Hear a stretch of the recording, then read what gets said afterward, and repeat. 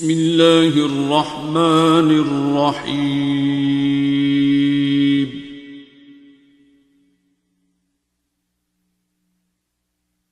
अर्रहमान।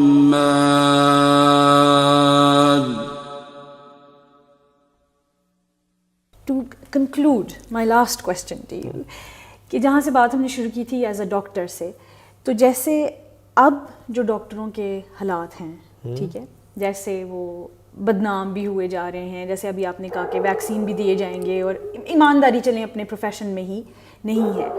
एक आप हैं कि आप सर भी खपाएं, सारों के साथ आप टाइम भी दे रहे हैं, जो भी you are investing your time in this, ठीक है। आपका क्या ख्याल है कि आइंदा आने वाले डॉक्टर्स जो हैं, आप अपना वो पैगाम उनके थ्रू पहुंचा सकते हैं? बिल्कुल। अगर बाबा जी को मेरे जैसे इतने डॉक्टर मिल गए, ठीक है, तो पैगाम मोहब्बत है, ये अनकंडीशनल लव है, ठीक है। इसके लिए MBBS होना तो ज़रूरी नहीं है, इसके लिए PhD होना भी ज़रूरी नहीं है, इसके लिए सिर्फ एक नरम दिल होना ज़रूरी है, ठीक है। इसके लिए एक ज़िंदा इंसान ज़रूरी है, मुर्दा नहीं। जिनके दिल मुर्दा हैं, जिनके दिल अंधे गूंगे बहरे हैं, अगर वो ज़िंदा हो जाएं तो क्या बात है। एक भी ज़िंदा हो गया तो मैं समझूंगा कि बात बन गई। किसी एक कोई एक भी बात ले गया, एक ही चाहिए होता है।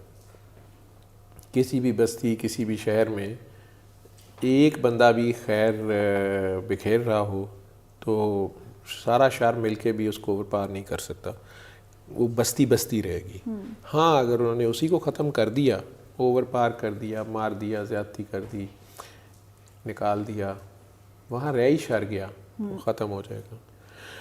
कहीं पूरी खैर आ गई, वो भी नहीं सर्वाइव करेगा, ठीक है। रोशनी जो है ना, ये भी अंधेरों की मुहताज है, इन अ वे, ठीक है। और शम्स की कदर रात को होती है, फिर एक जुगनू भी काफ़ी होता है, ठीक। और मैं डॉक्टर्स को एलोपैथी, मैंने कहा ना कि मैं एलोपैथी प्रैक्टिस कर रहा हूँ, मेरा पैशन है, मेरा पैशन है। अगर आप ये कहें, मैं अपने डॉक्टर्स को ये मैसेज देना चाहूँगा, जो यंग जनरेशन है, मैं उन्हें सिखाता हूँ, बताता हूँ उन्हें, अगरचे ये शायद सेल्फ प्रोजेक्शन लगे या लगे कि शायद मैं कोई अपनी तारीफ़ें अपने मुँह मियाँ मिठू बन रहा हूँ, मैं 2-3 पेशेंट्स एग्ज़ाम्पल्स के तौर पे, जो कि यंग जनरेशन के यंग डॉक्टर्स होते हैं, उनको ज़रूर ये नरेट करता हूँ, समझा देता हूँ अपनी एग्ज़ाम्पल से ही। और अभी दुनिया में वो इंसान ज़िंदा हैं जो इसमें इन्वॉल्व हैं। मैं अगर कहीं झूठ गलत कहूँगा तो दे कैन डिनाई इट, और ओपनली कह सकते हैं। एक तो जूनियर्स को मैं कहता होता हूँ कि बेटा तुम मसीहा हो, ठीक है, मसीह अलैहिस्सलाम, हज़रत ईसा अलैहिस्सलाम के वो, मैं उन्हें कहता हूँ पहले ऑफिशियल डॉक्टर, कि उन्होंने लेप्रोसी के पेशेंट्स को, अनटचेबल्स को, ठीक है, उन्होंने जाके टच से या हीलिंग टच से उन्होंने हील कर दिया। तो ऐसे अनटचेबल्स है, ठीक है, लेप्रोसी अनटचेबल है, ठीक। आजकल किसी को कोरोना हुआ हो तो उस बेचारे के करीब घर वाले नहीं जा रहे होते, ठीक है, उसे आप प्यार से डील कर सकते हैं। अगर आप वो अनकंडीशनली करेंगे, अल्लाह के लिए करेंगे, तो आपका हामी और नासिर अल्लाह ही होता है, आपकी सबसे बड़ी प्रोटेक्शन वही होता है। आप खुद ना ज़बरदस्ती वहाँ जाएँ, आप पैगंबर नहीं हैं, आपकी वो ड्यूटी नहीं लगी हुई है, ईसा अलैहिस्सलाम के बराबर नहीं हो सकते आप। लेकिन अगर आप ऐसी जगह पे हैं जहाँ वो फैल गई है, तो अब आपको ड्यूटी तो करना है, ऐसे समझ लें, ठीक है। तो जहाँ भी आप पैदा हुए हैं, जहाँ भी आप हैं, और वहाँ अगर वो फैल गई है बीमारी, या कोड़, या लेप्रोसी, या कोरोना, या जो भी है, या इखलाकी बीमारी, ठीक है, तो आपको प्यार से उसको डील करना है, अनकंडीशनली, और रहमान का मैसेज देना है। तो उस एथिस्ट को भी मुझे सबसे पहले अल्लाह का मैं भाषण देना शुरू कर दूँ तो वो नहीं मानेगा ना, तो वो अपना नाम 3 बार लेके कर ले, अपना ना, अपने आप को तो मानता है ना, तो वो 3 बार कह के पिएगा ना, तो उसको वो भी मीठा लग जाएगा। वो दिल से नफ़रत तो ख़त्म करे, हसद तो करे, अपने आप को प्यार बना ले। तो डॉक्टर्स को भी मैं कहता हूँ कि तुम्हें प्यार बनना पड़ेगा, तुम अपनी ड्यू फीस, ड्यू जो भी है वो लो, ठीक है, लेकिन कभी भी प्रोसीजर इसलिए ना करना कि तुम सीखने के लिए करो या तुम्हारे नंबर ऑफ़ प्रोसीजर्स ज़्यादा हो जाए या तुम अनड्यू प्रोसीजर करो कि पैसे इसमें ज़्यादा बनेंगे। जैसे नॉर्मल डिलीवरी है, आप सिजेरियन कर दें, जुल्म है ये। Similarly try to be a good physician every day. पिछले दिन से आप अच्छे फिजिशियन हो और ये पेशेंट्स आपकी लिविंग बुक्स हैं, इनसे आपने सीखना है। ये आपके बहुत बड़े हेल्पर हैं, ये अपने ऊपर तजर्बा करा रहे हैं, मजबूरी में करा रहे हैं। ये जो दवाइयाँ हैं, इनको अगर आप ये कहेंगे कि ये दवाइयाँ, ये मेथड्स फाइनल हैं, तो ये आप रुक जाएंगे। जो मेडिसिन की बुक 1900 में लिखी गई थी, 2000 में उससे आधी की भी तौसीक वो नहीं कर रही है, वो तरदीद कर रही है उसकी, या वो सारी थ्योरीज चेंज हो गई हैं। साइंस आप इसे कह लेंगे ना, ठीक है, कि नहीं जी नहीं, ये ठीक नहीं था, वो ठीक नहीं था, ये गलत था, वो गलत था। सिमिलरली अगर आप उसको यूँ कह लें कि तो उसमें आप सोचते रहेंगे आगे का, बेहतर से बेहतर का, लेकिन जो स्टैंडर्ड प्रोसीजर्स हैं उन्हें आपको फॉलो करना पड़ेगा, अदरवाइज लॉज लग जाएंगे या वायलेशन हो जाएगी। लेकिन पेशेंट का कंसेंट, वो सारी चीज़ें, लेकिन जैसे पेशेंट का कंसेंट नीडेड है उसको कोई भी इलाज करने के लिए सारा देने पे, उसके ऊपर कोई नई एक्सपेरिमेंटेशन, वैक्सीन ट्राई करने की, उसी तरह अगर पेशेंट ने आपको कंसेंट दे दिया आपसे इलाज का, तो उसका मतलब ये नहीं है कि आप उसको खामखा पॉलीफार्मेसी या एक्स्ट्रा प्रोसीजर्स में इन्वॉल्व करें for your own personal gains, either it is experience और इट इज़ मनी और वट एवर। एक तो ये नहीं करना। दूसरा, नई चीज़ करनी है तो हमेशा सुपरवाइज करो, किसी सीनियर के साथ करो, सीखो पहले उसको, वो आगे इंसान है, ठीक है। आप जो भी काम करो उससे उसकी मिजरी कम हो सकती है तो अच्छा है, उसको बढ़ा ना दो, ठीक है। दूसरा, आपने जो पढ़ा लिखा, आपके टीचर्स ने समझाया, अगर आप पेशेंट्स में घुसोगे, आपकी जो फर्स्ट काला फाट है उसको ज़रूर फॉलो करें, जो आपने देखा सुना, और हर सिम्टम का, हर प्रॉब्लम का कोई वाई आपके अंदर होना चाहिए, जो आप कह रही हैं, जर्मन्स कहते हैं वाई, ठीक है, और उसका सेटिस्फैक्ट्री आंसर आपके पास होना चाहिए। और अगर वो आपके स्टैंडर्ड प्रोसीजर्स और टेस्टों में वो चीज़ नहीं आ रही, तो सिर्फ खामखा इलाज करने के लिए, पैसे लेने के लिए, ये कहने के लिए कि नहीं जी मैं कैसे कह दूँ, मुझे नहीं पता, अब मान जाना कि मुझे नहीं पता, और या किसी और से कंसल्ट करना, किसी सीनियर से, ठीक है। लेकिन अगर वो भी सिर्फ धौंस धांधली कर रहा है तो दिस इज़ नॉट साइंस, ठीक। उसमें मैं सिंपल उन्हें एग्जांपल देता होता हूँ कि जब मैं अभी सिर्फ पोस्ट ग्रेजुएट ट्रेनी था, I was not a consultant that time. Heart surgery की वार्ड में मेरी ड्यूटी थी, हार्ट सर्जरी का आईसीयू मेरे में होता था। पोस्ट ऑपरेटिव पेशेंट की फर्स्ट 24 आवर्स और नेक्स्ट समटाइम्स 48 आवर्स केयर मैंने की है। हार्ट सर्जन मेरे पे बहुत ट्रस्ट करते थे वो, तो शायद मलिक साहब, ही इज स्टिल अलाइव। तो कई बार ऐसे होता था कि कार्डियोलॉजी वार्ड से पेशेंट शिफ्ट हो जाता था, उसकी इको हुई हुई है, और उन साहब ने कह दिया कि जी इस पेशेंट को ये बीमारी है, इसकी सर्जरी कर दें, इसका हल सर्जरी है।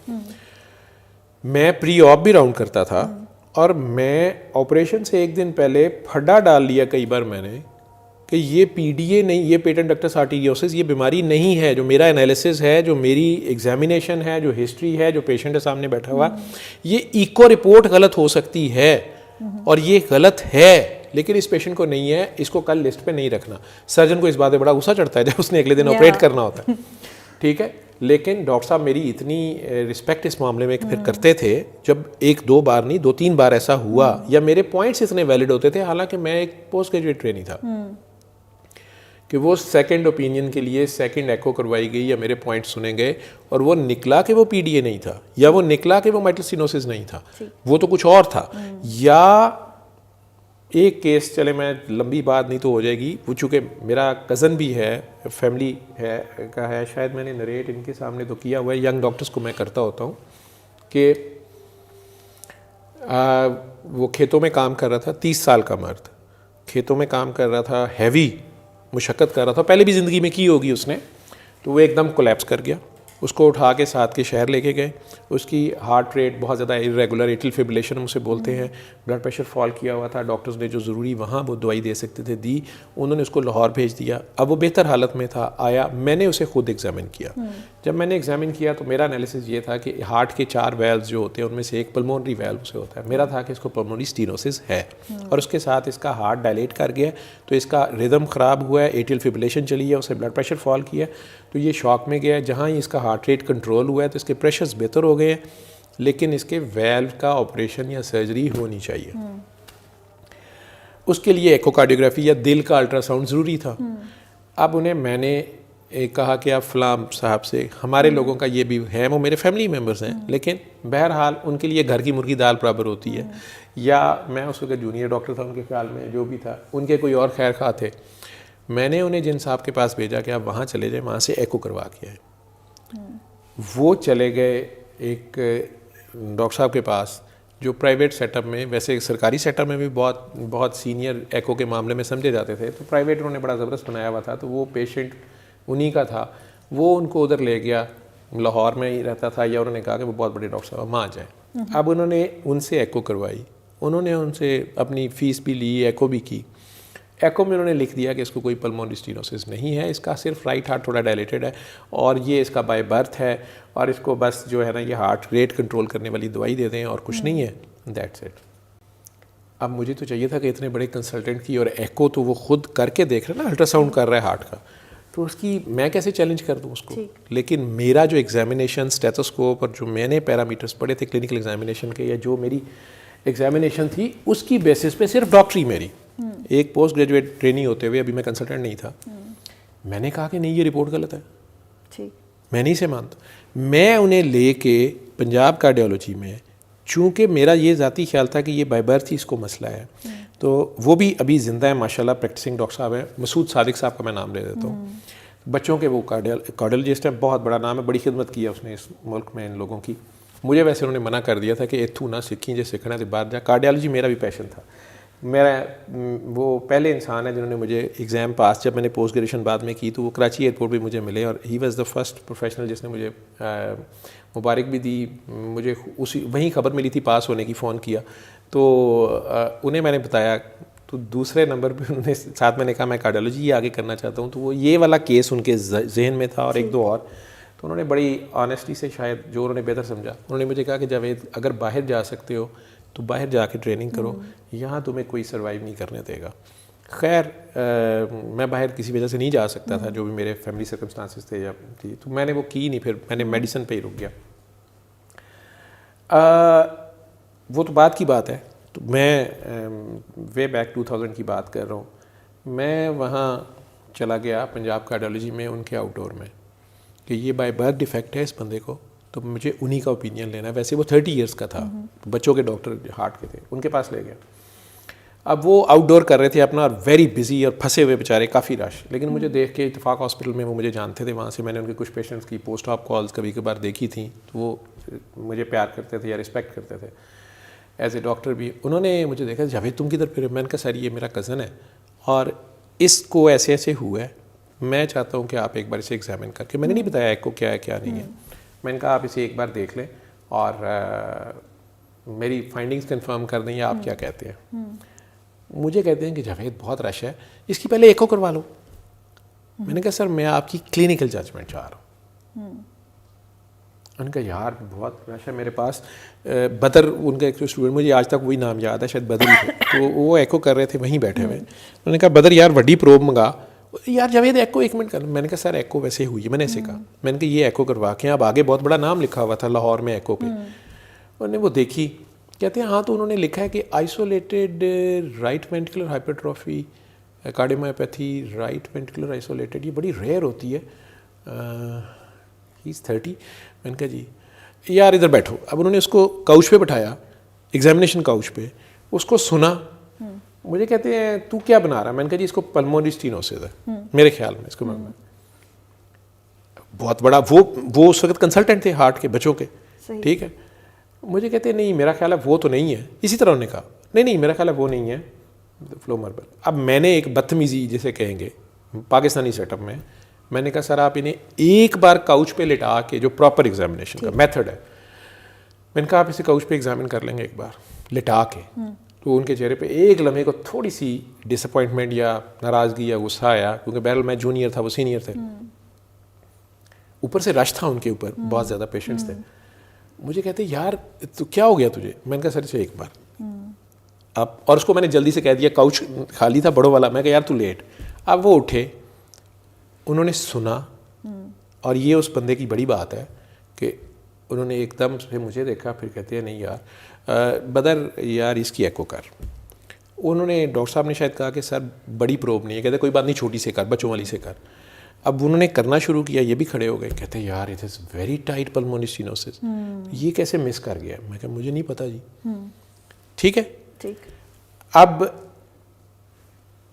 मुझे वो इतना ही कहते इसकी ना बैलून होता है, बैलून उसमें कैथेटर डाल के ना खोल देते हैं। कहते इसको सर्जरी की ज़रूरत नहीं है, ये बैलून से खुल जाएगा, लेकिन बहुत ट्रिकी है, बहुत पिन होल है, तो मैं इसे कर लूँगा, लेकिन इसके लिए ना मुझे वो वाला कैथ रूम चाहिए होगा जिसमें एनेस्थीसिया भी दिया जा सकता हो, या फ़ौरन हार्ट सर्जरी में शिफ्ट करना पड़े तो कर सकते हैं।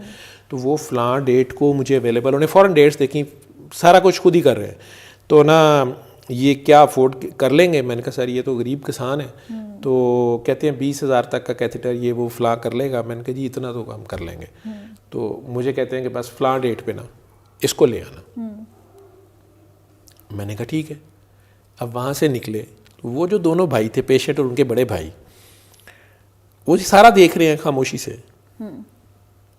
मुझे कहने लगे यार ऑपरेशन के चक्कर च ना ही पईए, वो भी एडे वड्डे डॉक्टर साहब ने, उन्होंने तो कहा कि कुछ नहीं का दवाई खाओ। तो अब मैं उनका कज़न हूँ, फर्स्ट कज़न, और डॉक्टर हूँ। मैंने कहा जी देखें मुझे उन डॉक्टर साहब का नहीं पता, उन्होंने जल्दी में एको की है, क्या किया है, ये मसला ऐसे ही है। मैंने कहा चलें हम सोच के फिर उस डेट तक आएंगे। अब उन्होंने किया क्या कि वो दोबारा उन डॉक्टर साहब के पास चले गए। ओके। और वो जो थोड़ा बहुत लिख के मसूद साहब ने दिया था या मैंने दिया था, वो जाके उन्हें दिखा दिया। उन्होंने कहा जी वो तो कह रहे हैं कि ये मसला है, और आपने ये कहा है, पैसे लिए हुए थे उन्होंने, ये तो सारा फ्री हो रहा था ना, तो उधर पैसे लिए हुए थे। उन्होंने कहा जी आपने तो ये कहा, तो वो तो कह रहे हैं दाखिल हो और कैथ होगी और ये होगा। उन्होंने कहा कि जी आप ना कल सुबह गुलाबदेवी आएँ उस हॉस्पिटल में, वहाँ मैं इन्हें ट्रांसइसोफेजियल एको करूँगा। अच्छा। वो अंदर पाइप डाल के तो बिल्कुल हार्ट के पास जाके तो अल्ट्रासाउंड करते हैं, ऐसे समझ लें। उन्होंने कहा जी ठीक है। अब ये लोग अगले दिन, मुझे कुछ पता नहीं, ये वहाँ चले गए। वहाँ चले गए, जो वहाँ से रिपोर्ट उन्होंने दी, उन्होंने रिपोर्ट पे लिखा कि कोई पल्मोनरी स्टेनोसिस नहीं है, और ज़ुबानी इन लोगों को कहा कि केड़ा उलूदा पट्ठा कहता है कि एनू पल्मोनरी स्टेनोसिस है। अब दिस इज़ एरोगेंस। ओके। ठीक है, मुझे नहीं पता वो पेशेंट्स झूठ बोल रहे हैं, अटेंडेंट्स झूठ बोल रहे हैं, या वो सच। मुझे उन्हें मेरे साथ झूठ बोलने की कोई ज़रूरत नहीं थी। उन्होंने हंसते हुए मुझे कहा कि जी उन्होंने तो इस तरह किया है, गुस्से उन्होंने आधे पैसे नहीं ले। उन्होंने कहा वैसे तो ये प्राइवेट करता तो इतने पैसे होते ट्रांसइसोफेजियल के, मैंने यहाँ पे तुम्हारा फ्री करे, तुम गरीब हो, लेकिन इसमें ये नहीं है। अब मरीज़ की किस्मत अच्छी, फिर भी उसकी ज़िंदगी थी कि वो, मैं उस वक़्त जिस टाइम ये रिपोर्ट उन्हें मिली सारा कुछ, मैं इत्तेफाक में शाम की ड्यूटी पे था। ये लोग अब वहाँ से स्ट्रेट मेरे पास आ गए। अगले दिन उसकी मैंने डेट ली हुई थी, यानी अब जब नेक्स्ट टाइम में ये लाहौर आए ना 15-20 दिन बाद, तो ये हरकतें ये सब वो तब कर रहे हैं। अब वो मेरे पास पहुँच गया और मैं वेट कर रहा हूँ कि इन्होंने कल हमने कैद करानी है। तो ये वहाँ आए और आके मुझे कहते हैं कि जी ये रिपोर्ट है, और डॉक्टर साहब ने ये लफ्ज़ भी बोले हैं। ठीक है। अब मसूद सादिक साहब उन दिनों इवनिंग प्रैक्टिस इत्तेफाक में करते थे, और मुझे पता था वो भी आए हुए हैं। मैंने वो रिपोर्ट पकड़ी, पेशेंट पकड़ा और मसूद साहब के पास चला गया। वो आगे से बड़ा हंस के कहते हैं कि इसको इधर ले आए हो, इसको कल सुबह उधर लाना है। वो समझे कि शायद इधर ले आया। मैंने कहा सर नहीं, मैं उधर ही लेके आऊँगा, लेकिन मसला ये पड़ गया कि इसकी कल उन साहब ने ट्रांसइसोफेजियल एको की है आज, और ये रिपोर्ट है। उन्होंने देखा, उन्होंने कहा ना, उन्होंने कहा यार इधर, फिर अब उनके पास प्रोब्स बड़ी छोटी इको मशीन पड़ी हुई थी, वो कर ही रहे थे बच्चों का, लेकिन वो बड़ी मशीन पे इत्तेफाक वाली पे कर रहे थे। वो कहते यार इसे लम्हा पे। अभी वो करने लगे तो वो उसके भाई ने फिर कह दिया पेशेंट के अटेंडेंट ने हंस के जी वो उन्होंने ये टेस्ट करके साथ उन्होंने ये भी कहा कि केड़ा आलू दा पट्ठा कहता है कि इन्हों पल्मोनरी स्टीनोसिस।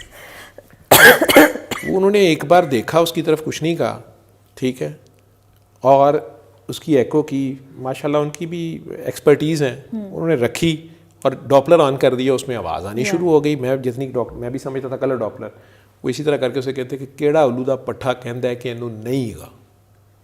और ये उस मरीज़ के इलाज के लिए अब ये स्टेटमेंट देनी ज़रूरी थी, अदरवाइज़ वो हो गए हुए थे कि हमने ऑपरेशन नहीं कराना दिल का, हाय, ठीक है।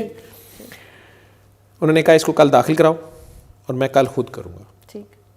मुझे नहीं पता, उन्होंने PIC में सारों को बता दिया, बाकी सीनियर्स को, 2-3 और सीनियर प्रोफेसर और भी थे वहाँ पे जो बड़ों के थे।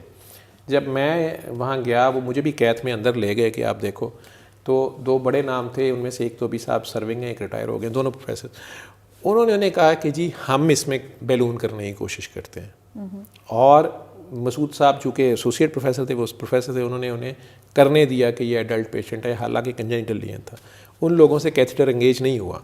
मसूद ने उसके बाद उन्होंने खुद ही उन्हें कहा कि नहीं तुम करो, और मेरे सामने मसूद ने, पता नहीं अल्लाह ने उसे स्किल दी है कि वो पिन होल जब उन्होंने डाई छोड़ी है ना, वो बिल्कुल ऐसे उसकी इमेज बन रहा था जैसे स्टीम इंजन का वो धुआं नहीं होता ऊपर को, या एटॉमिक एक्सप्लोजन का जो धुआं होता है मशरूम लाइक, तो वो बिल्कुल डाई ऐसे पिन सी वो होल में से जाती थी और फिर ऊपर जाके स्प्रेड करती थी। तो मसूद साहब ने उतनी सी जगह पे वो कैथेटर एंगेज कर लिया, उसे बैलून किया, ठीक है, और माशाल्लाह 6 माह बाद वाली एको में ना उसको राइट हार्ट की मसल मोटे थे, राइट वेंट्रिकुलर हाइपरट्रॉफी जा चुकी थी, कोई रेजिडुअल स्टीनोसिस नहीं था, कोई उसको रिगजिटेशन नहीं हुई, और वो बंदे को आज तक ना कभी एट्रियल फिब्रिलेशन हुई है। इस बात को 20 ईयर्स गुजर गए हैं, माशाल्लाह 2-3-4 बच्चों का बाप है, अपना कमाता है खाता है, ठीक है।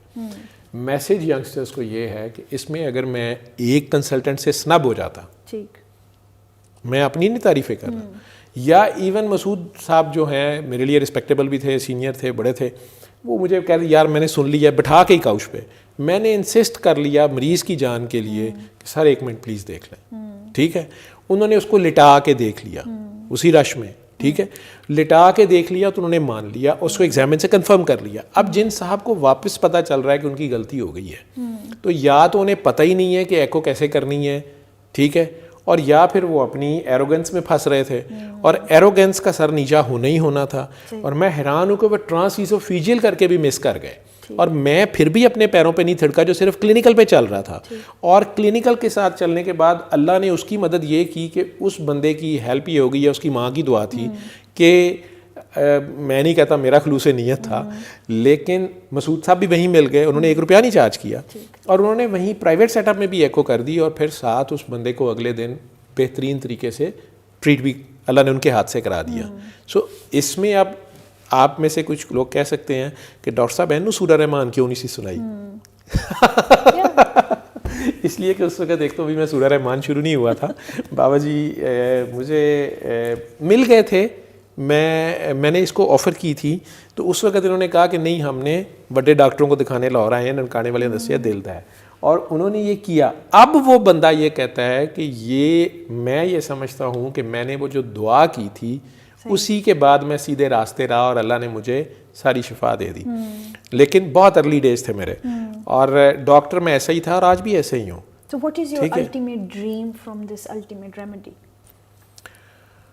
हाँ, सारी इंसानियत के लिए सब इसको ख़ुद कर लें और दूसरों तक पहुँचा दें, और एक दूसरे से प्यार करें, नफ़रत ना करें, अगर किसी से गलती हो जाए तो उसको माफ़ कर दें, और एक बार तो करें, दिल से दुआ दे दें, और अल्लाह बनना छोड़ दें, बस अल्लाह पे छोड़ दें। कुछ चीज़ें अल्लाह नहीं करनी है, ठीक है, तो सरेंडर कर दें उसके आगे ज़रूर सरेंडर्ड रहें, किसी और के आगे नहीं, सिर्फ उसके आगे अपने हिस्से की कोशिश ज़रूर करें, जो भी रूल्स और लॉज हैं, लेकिन अपने आप से प्यार करें, अपनी जानों पे जुल्म ना करें, अपने आप से प्यार करें, अपने आप को पहचानें, आप क्या हैं, आपकी क्या कैपेसिटीज़ हैं और आपकी क्या कैपेबिलिटीज़ हैं और आपकी क्या लिमिटेशंस हैं। और अगर आप किसी का भला नहीं कर सकते ना तो किसी को तकलीफ़ ना दें। आप किसी की तकलीफ़ रफ़ा नहीं कर सकते ना तो उसको बढ़ाएं ना, उसमें ये ना कंट्रीब्यूट करें। तो आप प्यार बन जाएं, आप जहाँ भी हों आप प्यार बन जाएं। और लेकिन ये सब अल्लाह के लिए करें, दुनिया के लिए नहीं।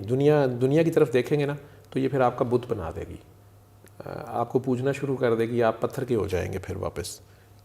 ठीक है, तो बंदा बने। Thank you very much for your time. Thanks a lot जी, thanks a lot, thanks a lot. I hope आपने एंजॉय किया होगा। जी जी, मैंने तो बहुत एंजॉय किया। Thank you. علم القرآن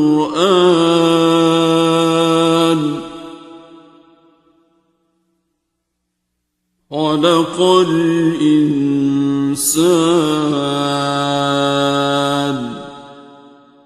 علمه البيان